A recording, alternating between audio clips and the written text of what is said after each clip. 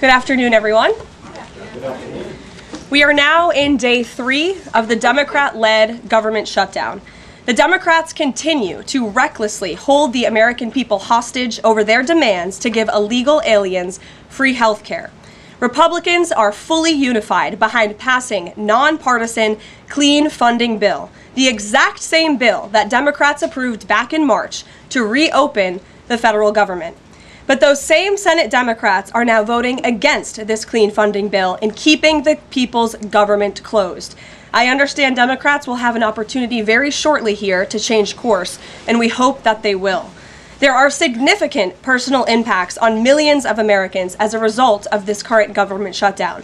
The 1.3 million men and women of America's Army, Navy, Air Force, Marine Corps, Coast Guard, and Space Force who serve honorably and put their lives on the line to defend us all are not being paid. Military families are already seeking out food assistance because of financial anxiety caused by this Democrat shutdown.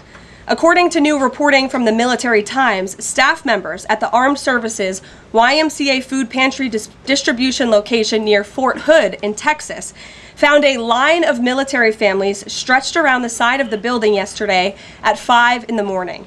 According to the staff who work there, that is, quote, not happened ever. They've already had a 34% increase this week over past weeks. President Trump and Republicans fundamentally believe we have a sacred responsibility to protect and provide for our military families with the resources they need to thrive. If Democrats believe in this very simple premise too, they should end this shutdown immediately. Unfortunately, the severe impacts of the Democrat shutdown extend beyond our troops. Nearly 7 million mothers, infants, and low-income families who rely on government-run food assistance will be in jeopardy if the WIC program runs out of money in the weeks ahead. The more than 13,000 air traffic controllers who ensure that Americans fly safely in airports across the country are currently working without pay. The National Flood Insurance Program is in danger of lapsing, which could leave families without necessary help if a disaster strikes, and we are in the middle of hurricane season. Critical services offered at Social Security field offices are reduced for senior citizens and disabled Americans. Helpful transition assistance programs are not being provided for veterans who fought to defend our country and are now trying to re-enter civilian life. The economic consequences of this shutdown are piling up every day. Policymakers, markets, and even the Federal Reserve are flying blind at a key juncture because BLS and BEA data are on hold until the government reopens. Democrats shutting down the federal government to give health care to illegal aliens could lead to lower growth and higher unemployment rates for Americans. According to a new memo from the Council of Economic Advisors, the U.S. economy could lose $15 billion of growth domestic product each week. Every single week, the Democrat shutdown extends, with a month-long shutdown leading to an additional 43,000 unemployed people. Small businesses are likely to encounter delays in receiving federal loans. Mortgage applications will likely shrink.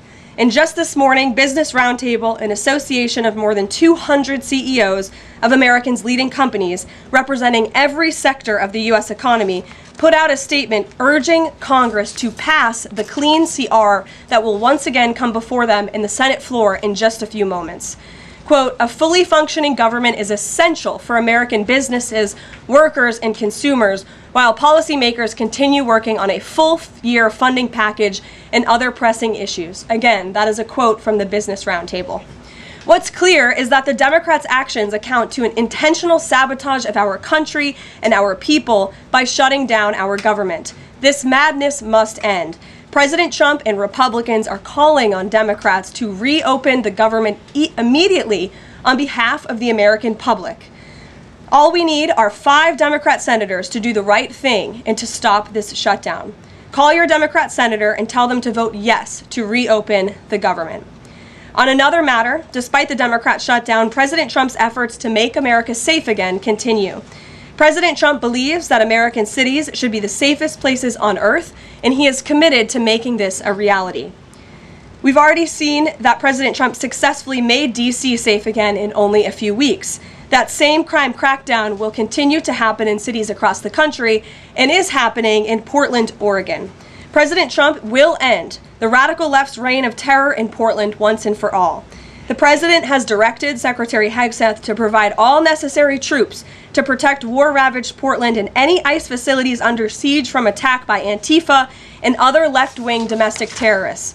What's been allowed to happen in Portland, and we saw disturbing video footage of this last night, this is not peaceful protesting, this is left-wing anarchy that has been destroying this great American city for years, leaving police officers battered, citizens terrorized, and business properties damaged.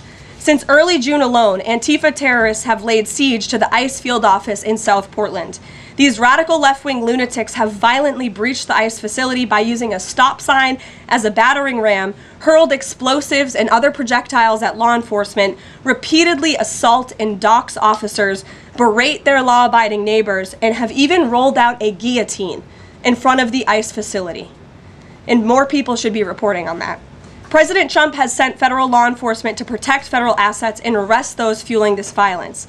Just last night, we saw an extremely troubling incident where conservative journalist Nick Sorter was captured on video being taken into custody by the Portland police after he was ambushed by Antifa and was defending himself from these assaults. But instead of arresting these violent mob members night after night after night who are ravaging this community, the police arrested a journalist who was there trying to document the chaos, and everyone in this room should be extremely concerned about that. The Department of Justice spoke with that journalist this morning, and they will be launching a full investigation into his arrest. This incident is part of a troubling trend in Portland where left-wing mobs believe they get to decide who can visit and live in their city. It is not their city. It is the American people's city, and President Trump is going to restore that. I just spoke with the president about this, and he has directed his team here at the White House to begin reviewing aid that can potentially be cut in Portland. We will not fund states that allow anarchy. There will also be an additional surge of federal resources to Portland immediately, including enhanced CBP and ICE resources. Law and order will prevail, and President Trump will make sure of it. With that, I'll take your questions, and we will begin today's briefing with our new media seat, Amanda Head from Just the News. Amanda, thank you for being here. Thank you, Karoline. On that most recent topic that you mentioned, reportedly Portland police have not been able to engage protesters to the degree that they normally would. Does the president plan on handling this from that angle as well with city leaders? Yes. From our understanding in the law enforcement that we have here in the Homeland Security Task Force, I spoke with them this morning, and what they're seeing is that unfortunately, local police has been restricted from responding or cooperating at all with federal authorities, which is completely absurd. We have surged federal law enforcement personnel to this city to restore law and order and to work alongside local law enforcement. And we've seen the benefits of this in Washington, D.C. And all of you live here, so you can agree Washington, D.C. is and feels much safer because of the cooperation between federal and local law enforcement. They can and must be working together, and we think it's despicable that these local elected officials who swear an oath to protect their people are preventing law enforcement from doing their jobs on the ground. So that's why the president has directed his team here at the White House, and they are already on it to look into how we can cut funds. And the president wants to work with anyone. If the mayor of Portland were to call him right now and say, "Mr. President, please help us," I am sure the president would be willing to do that. He is genuinely serious about wanting to restore order in America's cities. But it's become apparent that the local and elected officials in Oregon do not feel the same, and that's very unfortunate for the people who live there. And then one more question on the government shutdown.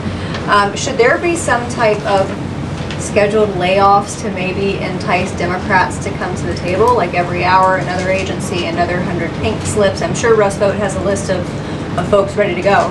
Well, look, the Office of Management and Budget, as we've said repeatedly, is working with the agencies and our cabinet secretaries to identify where cuts unfortunately can and have to be made. And again, we understand there's another vote happening on the Senate floor in an hour. Maybe if Democrats do the right thing, this government shutdown can be over. Our troops can get paid again. We can go back to doing the business of the American people. But if this shutdown continues, as we've said, layoffs are an unfortunate consequence of that. And Russ Vought has been in contact with our cabinet secretaries at their respective agencies to discuss that. Thank you, Amanda. Kelly. How would this administration define what makes a Democrat agency, which agencies, and what constitutes being a Democrat agency? I think this administration has been very clear, Kelly, that we're not going to tolerate waste, fraud, and abuse in our government. And we've also been very clear to point out when agencies or when programs do not align with this administration's values of putting our country first. You've seen that with USAID and in various other cases where there's been cuts made or funding has been slashed. And so, again, unfortunately, we're having to do a massive review of the bureaucracy to be good stewards of the American taxpayer dollar. And it's the Democrats who have forced the White House and the president into this position by voting to shut the government down. You've talked about thousands likely layoffs coming. Do you have an update on the timeline for that? How quickly, and if the government is restored to funding and back in operation, will that list of potential layoffs still be on the table? Look, as I just stated, the Office of Management and Budget is in constant communication and contact right now with our cabinet secretaries and agencies across the board to identify, unfortunately, where layoffs have to be made and where cuts have to happen. But again, the Democrats have an opportunity to prevent this if they vote to reopen the government. That is all this administration and the president is asking for. Vote for a clean, continuing resolution to keep the government open. Peter. Thank you, Karoline. During the campaign... Thank you, Peter. I was raised to say thank you in the White House briefing room. During the campaign, President Trump said that he did not know anything about Project 2025. Now he knows about it. Is that the blueprint for shrinking the government? Look, the blueprint is what the president and his team and his cabinet secretaries ultimately decide. And the president trusts his cabinet secretaries to identify where there is waste, fraud, and abuse. We pointed out this morning, or Russ Vogt tweeted about this morning, a Chicago rail project that was canceled. We paused $2.1 billion in Chicago infrastructure projects, specifically the Red Line extension and the red and purple modernization projects. And it's because the administration is concerned that the Biden administration was handing out taxpayer dollars to pay for this construction based on DEI. DOT is reviewing the race-based contracting on unconstitutional grounds, and in the meantime, the Department of Transportation funds for these projects are on hold. So I guess this answers both of your questions. This would be an example of that. And just because there's so much shutdown talk, something different. What do you guys think about the NFL's decision to name Bad Bunny as the Super Bowl halftime performer, somebody who has not scheduled shows in the U.S. because he says that he is worried that ICE is going to come and arrest his fans? Well, look, I know there are many in this room who are very anxious to hear the president's response to Bad Bunny being the halftime show, so I won't get ahead of him. I won't reveal what he feels about this. Next time you all ask him a question, you're welcome to do that. I have my own feelings on that, but that's not what I'm up here to talk about. As far as ICE being at the Super Bowl, as far as I'm aware, there's no tangible plan for that in store right now. However, of course, this administration is always going to arrest and deport illegal immigrants when we find them. If they are criminals, we're going to do the right thing by our country. Kate. Did the president and Russ Vogt decide yesterday in their meeting which cuts they wanted to make to agencies and which ones would be permanent? Again, I've kind of answered this question a few different times now. It's been asked in a few different ways. Their discussions continue between the Office of Management and Budget and cabinet agencies across the board, and they are actively identifying where these cuts and these layoffs have to be made as this government shutdown hopefully does not continue. And on Hamas, the president said that if Hamas rejects the proposal, that Netanyahu would have his full backing to finish the job. A UN report found that Israel was committing genocide in Gaza. Does the president have concerns about the civilians being killed, the worsening humanitarian crisis, and are there limits to what the White House would support when it comes to Israel's actions in Gaza? Look, the president has deep concerns about all of the atrocities that have taken place in the Middle East over the past few years.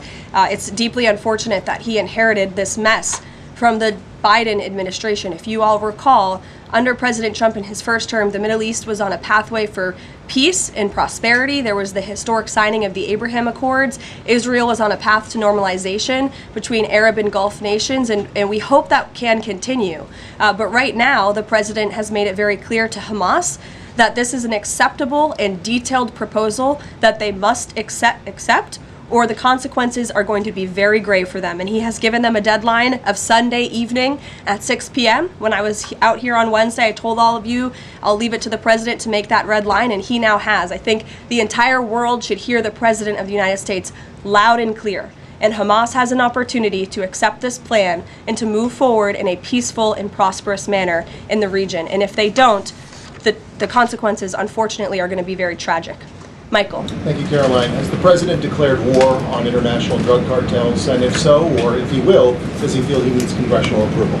As the White House has said many times, the president has directed these actions, these strikes against Venezuelan drug cartels and these boats, consistent with his responsibility to protect the United States interests abroad and in furtherance of the U.S. national security and foreign policy interests. This is pursuant to his constitutional authority as commander-in-chief and the chief executive to conduct foreign relations. In each of these cases, Michael, the vessels have been assessed by the U.S. intelligence community to be affiliated with designated terrorist organizations engaged at the time in trafficking illicit drugs to our country. The president has been very clear, dating back to the campaign trail, that he is always going to do what's in the best interest of the American homeland. And he also promised the American people he was going to end the drug epidemic that has taken far too many American lives. And you're seeing those actions play out almost every single day here. One last question on the shutdown, Caroline. Hakeem Jeffries has said that President Trump is in the Presidential Witness Protection Program since the shutdown has begun. What's the White House's reaction to that? That's just more ridiculous fodder from Hakeem Jeffries. As you all know, because you're here every day, the president is literally working around the clock right now. I think he has a swearing-in ceremony, or he already did. He has several meetings on the books today. He literally works 24/7. Anyone who works in this place or covers this place, as you all do, knows that to be true. And Hakeem Jeffries and the Senate Democrats should get back to work in a few minutes and vote to reopen the government. Emily. Thank you, Caroline. You spoke earlier about the energy and infrastructure projects that Director Vogt paused. Will the White House agree to restore that funding as part of a deal to end the shutdown? Well, I won't make any agreements here. Senate Republicans are talking with their colleagues on the Democrat side, but right now, Russ Vought is doing what he's been tasked to do in the midst of this government shutdown, which is to look at funds that need to be temporarily halted or need to be canceled. And Chicago is just another example of that. Caroline. Go to Libby in the back. Thank you, Caroline. I have two questions for you. One on the FDA, but first on the shutdown. Sure. Will the administration, if this government shutdown ends, still move forward with firing thousands of federal workers? Look, as I've said repeatedly, Libby, right now we want the government to be open. Layoffs are an unfortunate consequence of a government shutdown, and it's something the administration is examining. If the government is reopened, we're going to get back to doing what we were doing last week and the week before, working on the issues that the American people care about. And then on the FDA, they just approved that new abortion pill, and it's causing a lot of uproar among Republicans. What is the president's response to that, and does the administration plan to have that pulled, that FDA approval? Well, the Secretary of Health and Human Services, Bobby Kennedy, has put out several statements on this. The HHS's decision, it's not an endorsement of this drug by any means. They are just simply following the law. And as they put out in their statement, by law, the Secretary of Health and Human Services must approve a generic drug application if the application demonstrates the generic drug is the, quote, same as the brand name drug. Generic applicants are not required to submit independent evidence proving safety and effectiveness. As such, FDA's decision to approve a second generic version does not address the merits of the current safety program. HHS is reviewing adverse effects to ensure the FDA's required safety program for the drug is sufficient to protect women. This safety review equally applies to generic versions of this drug. So FDA and HHS are following the law. It's, again, not an endorsement of the drug itself. Mary.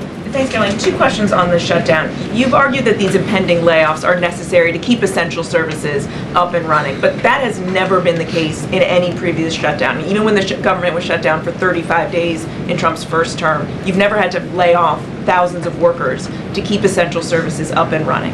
So why are layoffs now necessary in this shutdown? Because we have an administration and we have a president who are wholeheartedly focused on restoring fiscal sanity to our government and doing the right thing by the American taxpayer. We are $37 trillion in debt, and the federal government is currently shut down. There is no more money coming into the federal government's coffers. And as you've also seen since the beginning, in January, this administration is focusing on waste, fraud, and abuse. And so Democrats have given this administration an unenviable choice to have to take a look at the balance sheet and identify where these cuts and layoffs can be made. And you just said this is an unenviable choice, that this is an unfortunate consequence, but the president has described this as an unprecedented opportunity. to lay off additional workers. He's posted a video likening Russ Vogt to the Grim Reaper. So which is this? Is this an opportunity to fire more workers or an unfortunate consequence? Look, the president likes to have a little fun every now and then, and I think both things can be true at the same time. The Democrats have given the administration this opportunity, and we don't like laying people off. Nobody takes joy in that around here, and if you think that, then I think that's very sad. You view the White House and our staff as wanting to put people out of work. Nobody wants to do that, but sometimes in government you have to make tough decisions. Carrie. Going back to Portland, as far as the city council there is concerned, they appear to be very sympathetic towards the protesters over at the ICE facility. Is the White House considering invoking the Insurrection Act over in Portland? Is that something they are considering also? As far as the Portland City Council is concerned, are they looking at the members there who are appear to be helping out the protesters as far as suggesting to get burner phones, et cetera, et cetera? That's not something I've heard that's under consideration or discussion at this time. Karoline. Sure. Who's ever yelling in the back? Go ahead. Me. Sure. Thank you. Bianca Gracia here, and I have a question. This week, the Democrats have chosen illegals over hard-working Hispanic Americans during Hispanic Heritage Month, causing the White House to cancel the celebration with the president. Is the president open to letting the Hispanics, who overwhelmingly voted for him, have their own siesta fiesta in the White House lawn opposed to the fancy, we don't need fancy schmancy, right? You can give us the backyard and we'll fill it all in and have in our own fiesta. Is the president open to that? I had no idea she was going to ask that question. I just want to preface that. I've never met you. I just want to say that, but welcome to the briefing room. I love your energy. I can't personally unilaterally promise the South Lawn grounds. We have some construction going on out there, but I know that everyone here views it as very unfortunate we had to cancel or hopefully just reschedule the Hispanic American Heritage Month event, and it's because we are working around the clock during this government shutdown. When the Democrats vote to reopen the government, that event will be back in the planning stages. You're welcome. Brian, go ahead. Thank you very much. Welcome to the briefing room, by the way. I was with the Secretary of War and the Attorney General in Memphis just the other day as we were going to a command center. And I noticed a billboard along the highway that said, "Memphis welcomes the National Guard." Now, what is your message today to Democrat mayors watching us right now that suffer from TDS and they cannot get Trump out of the way to saving their city, Portland being one of them? They should do the right thing by their citizens, Brian. They should call the president, they should call the White House and say, we want to work with you. And in Memphis, we are seeing some cooperation. As you saw from that billboard, the people of Memphis are loving this, and they are very grateful for the federal government's efforts. And federal law enforcement is there. We're working alongside local law enforcement. We'd like to see it ramped up a little bit because we want to make progress, and we want to arrest as many bad criminals as we can. Since Monday, I do have some updated statistics from the Homeland Security Council this morning. Since Monday, 153 arrests have been made in Memphis, including 5 gang members. 48 illegal guns have been seized, and 5 missing children have already been recovered. Last night, 60 arrests were made and 21 illegal firearms were seized. Arrests from last night include a suspect wanted for rape of a child under 13, first-degree murder, breaking and entering, aggravated assault, illegal drug possession, and many more. So we continue to see good results coming in through Memphis, and the president is very excited about making Memphis safe again. In the blue. Thank you. At the top of the briefing, you made a statement about that the Democrats are interested in giving health care to illegal immigrants. Yes, they are. U.S. law already prohibits that. It's a 1996 law saying that they cannot give unauthorized immigrants any federally subsidized health care coverage through Medicaid, the Affordable Care Act, or the Children's Health Insurance Program. There seems to be a disconnect in the messaging. Are you denying that Medicaid money has never gone to illegal aliens in the United States of America? I'm not denying anything. I'm asking you if you can explain the disconnect in the message. I most certainly can. The Democrats' proposal, their continuing resolution, let me just reiterate, the Republicans' continuing resolution was a clean continuing resolution. There was no partisan politics injected into it. There were no conservative wish lists injected to it. What the Republicans want, and still want to this very second, is a clean continuing resolution to fund the United States government. What did the Democrats want in their continuing resolution? They inserted a provision to undo a provision in the Working Families Tax Cut, the One Big Beautiful Bill, that ended taxpayer-funded health care illegal benefits for illegal aliens. Democrats' proposal would require Medicaid to pay more for emergency care provided to illegal aliens than Medicaid does for American patients who are disabled, elderly, or children. And this bill would have also allowed California to continue a gimmick that funds its Medicaid for Illegals program. Those are things that we ended, the Trump administration ended, with the passage and the signage of the One Big Beautiful Bill. And it is an undisputed fact, a fact that under the Biden administration, illegal aliens were absolutely receiving taxpayer-funded health care benefits. In fact, in fiscal year 2024, Medicaid costs for emergency services for illegal immigrants skyrocketed by 142% from the previous year to $9.1 billion. That's $9.1 billion taxpayer dollars that were going to emergency services for illegals. Between President Trump's last full fiscal year under his first administration and Joe Biden's last full fiscal year, Medicaid spending on emergency services for illegal immigrants nearly tripled. There was an increase of 196% between 2020 and 2024. And I have a chart here for you, and I'm more than happy to email it to you. I'd also like to add,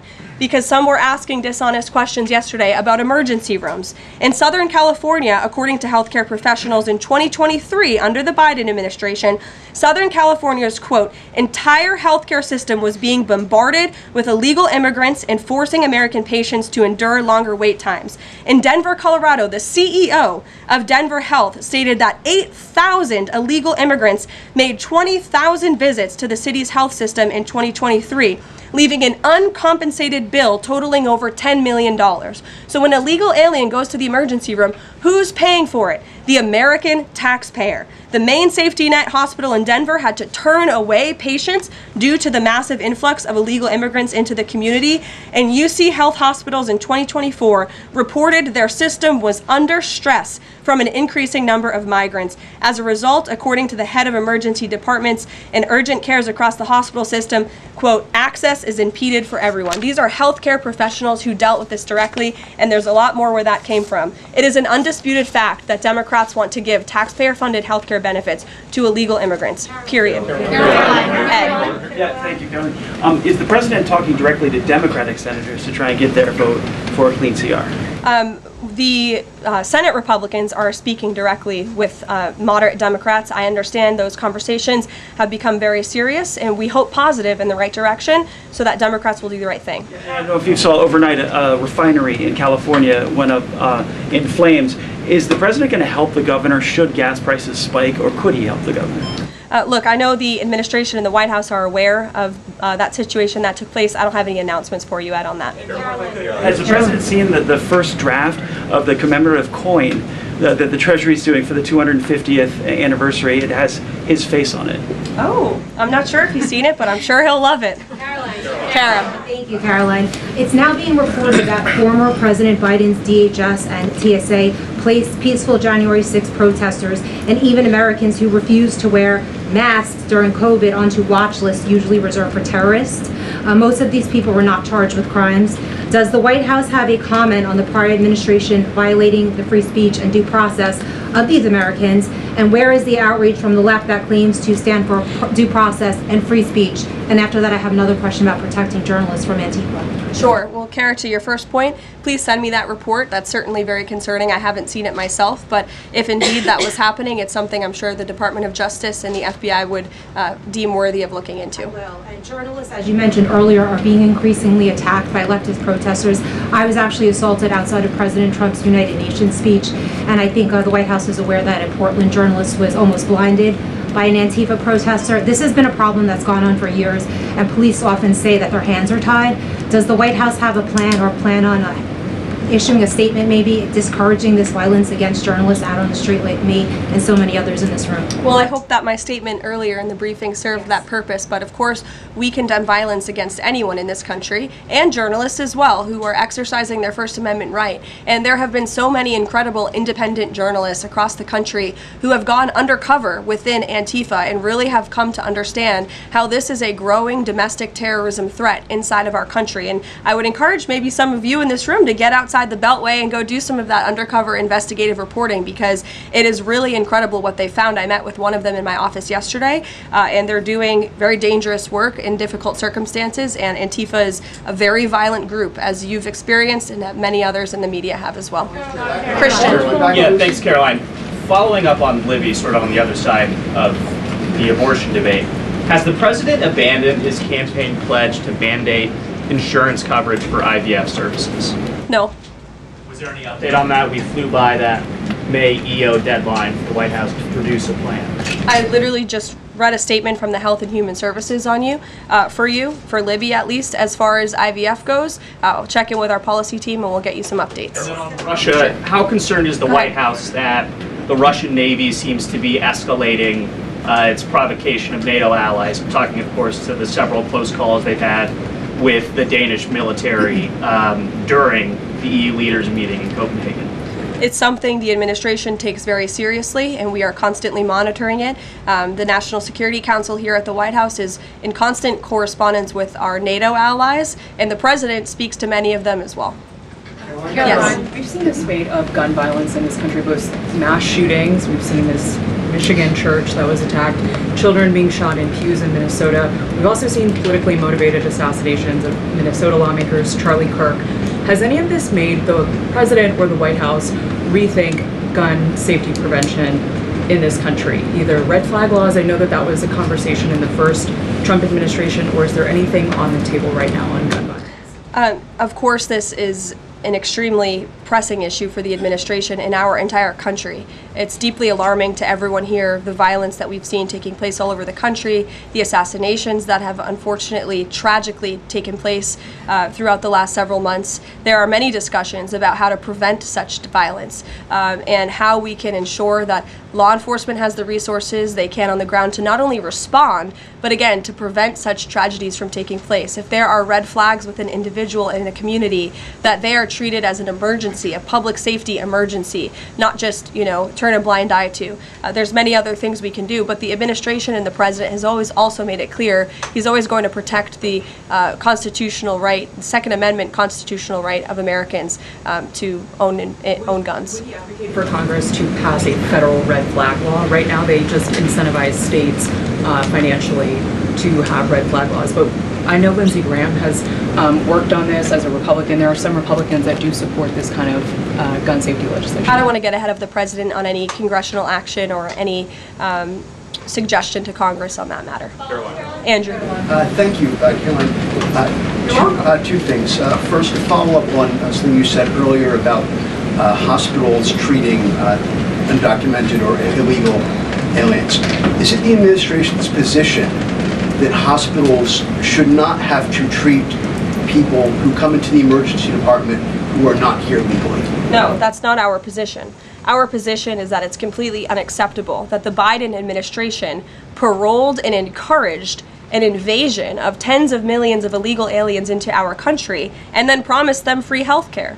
And the Democrats are on the record repeatedly stating that they believe illegal aliens should have healthcare benefits, free healthcare benefits in the United States of America. So that is a recipe for a disaster. Of course you're going to encourage a mass illegal invasion of our country, which is exactly what happened. And we've seen the unfortunate consequence of that, where American patients are being put last, where American patients are having to wait in wait rooms, where grandmothers and grandfathers are waiting hours and hours for care because they're being put behind the line to illegal aliens. And we don't agree with that. We don't support that. That's why the administration is desperately trying to fix it and deport the tens of millions of illegal aliens that the Democrats and the Biden administration allowed into our country. And we'd love to continue doing that work so long as the federal government is reopened. And there are many federal law enforcement agents and officers right now who are working without pay. That's unacceptable. The Democrats need to reopen the United States government, and we hope that they will do the right thing on the Senate floor in just a few moments. Thank you, everyone.